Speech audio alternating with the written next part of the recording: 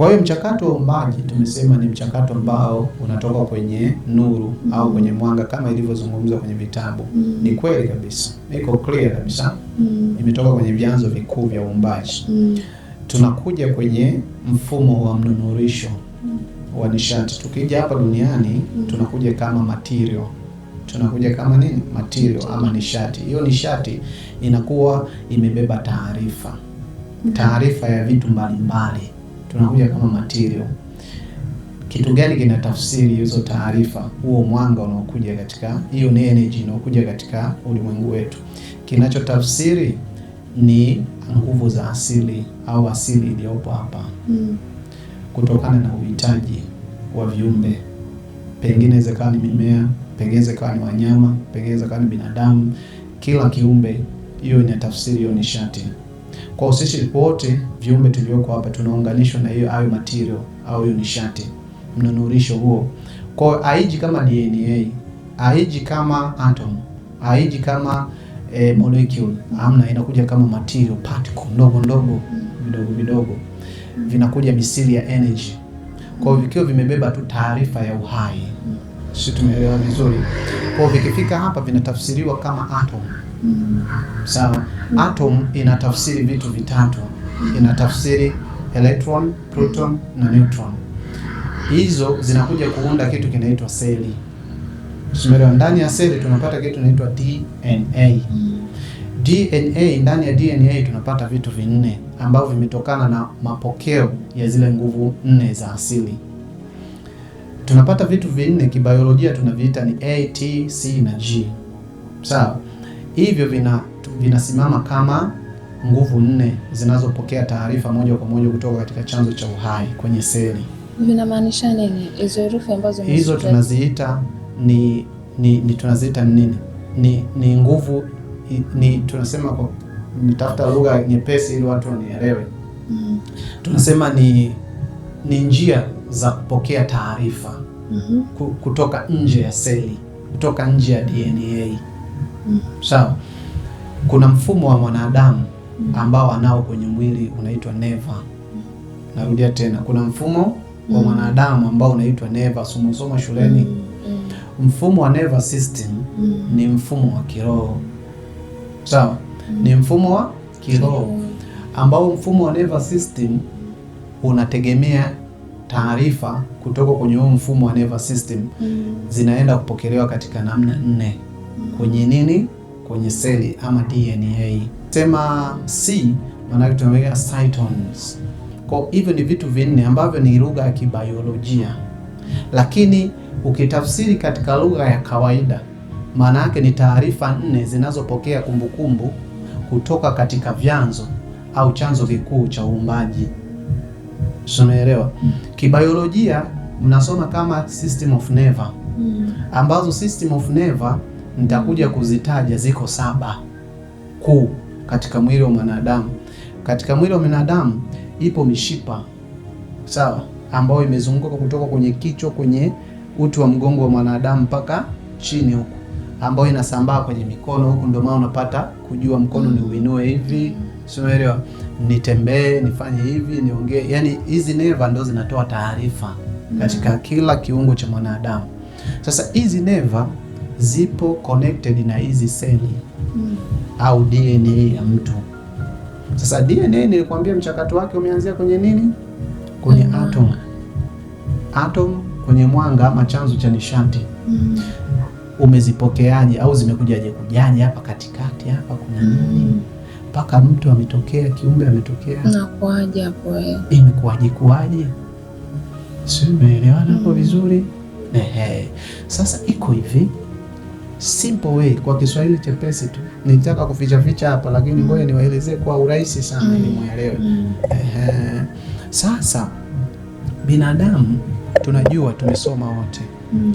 Kuna kitu kinaitwa roho, nafsi na mwili. Mtu akisema hivyo unafahamu nini? Unafahamu nikisema roho, nafsi na mwili? Kabla ya kufafanulia. Mtu akisema nafsi, roho na mwili anamaanisha nini? Au wewe unaelewa nini? Ni vitu ambavyo vipo ndani yake lakini havina uthibitisho. Au Mwili tunauona. Mwili unauona, roho hatuioni. Sasa sikiliza. Hapo ndo kuna kasayansi ka kiroho. Hapo ndo kuna kasayansi ka kiroho. Ndio maana watu wangu wanaangamia kwa kukosa maarifa, sio akili. Sasa tunaposema roho, nafsi na mwili, roho kwanza, nafsi, haka ndio ka mfumo ka nervous system. Haka ndio ka mfumo ka uumbaji. Hako ka roho hako ka nafsi hako. Sawa? Vyote vinakuwa navyo mtu kwa wakati mmoja. Wakati mmoja. Kwa sababu sisi tumetokana na chanzo cha roho au chanzo cha mwanga, chanzo cha uhai, chanzo cha taarifa. Simeelewa? Kwa tulivyokuja tumekuja kama material. Tulipofika hapa tukachakatwa kama atom. Hizo atom zilipita wapi? Mpaka zikaja kuwa mwili. Sisi tumeelewana vizuri mamangu? Tunaelewana. Kwa hivyo huu mwili ambao tuko nao ama tunatizamana hivi. Tafsiri yake nyingine ni seli. Ni seli. Yaani Kiswahili chepesi ni seli, ni DNA hizi. Ambazo hizi DNA mchakato wake ulianzia kwenye nini? Atom. Kwenye element huko. Ambapo chanzo kikuu ndo mwanga. Okay. Zilikuja kama material, kama nishati. Sawa, zilikuja kama material, kama nishati. Hazikuja kama physical. Zilikuja kama taarifa. Kwa zikachakatwa zikawa atom, zikatoka atom zikaja kuwa DNA, zikaja kuwa seli, zikaja kuwa molecule, ndo mwili ukaanza kujiumba, kwa sababu tabia ya seli ni kuumba physical form. Huo mwili unaanza kujiumba wapi? Kiwa wapi? Asante. Swali zuri sana Witi. Kwa hiyo mchakato sasa wa kujua mwili unajiumbaje, sisi tumesoma na tunaona kila siku. Unaenda kufanya mapenzi, mwanamke na mwanaume mnakutana, mnaenda mwanamke anapata ujauzito, alafu baadaye mtoto anakaa miezi 9 tumboni, kiumbe kinajitengeneza mle miezi 9, anazaliwa, baadaye kanazaliwa katoto kachanga, kinaenda kinakuwa mpaka anakuwa mtu mzima, mwisho wa siku anakufa mdogo katika ulimwengu. Hapo tu ndo tunajua, si ndio? Vingine hatujui. Ukomo wa fikra umeishia hapo kwa baadhi ya watu.